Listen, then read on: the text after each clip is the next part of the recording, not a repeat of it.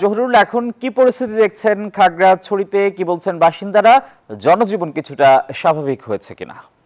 ধন্যবাদ আসিফ আপনাকে।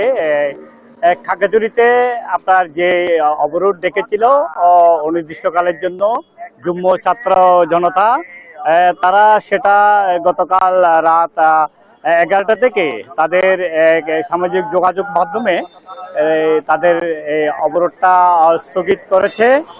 তারা যোগাযোগ মাধ্যমে ফেসবুকে জানিয়েছে যে তারা 5 অক্টোবর পর্যন্ত এটাকে স্থগিত করেছে।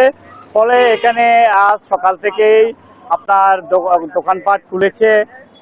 দূরপাল্লার যানবাহন থেকে শুরু করে আন্তঃ উপজেলার যে যানবাহনগুলো রয়েছে সব যানবাহনগুলো আপনার চলাচল করছে। আমি যদি দেখাতে চাই, যেখানে পৌর বাস টার্মিনাল, এখানে যানবাহনগুলো স্বাভাবিকভাবেই চলছে।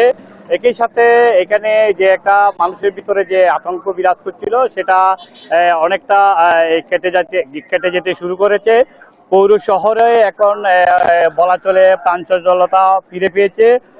দুর্গাপূজা যে চলছে সে দুর্গাপূজাতেও আপনার লোকের সমাগমগুলো বেড়েছে।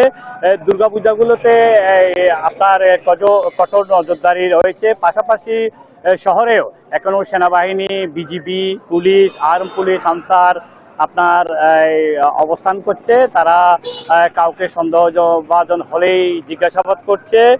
একই সাথে একটু বলে রাখি, সাজেকের যে যানবাহনগুলো সেটাও ছেড়ে গেছে এখানে।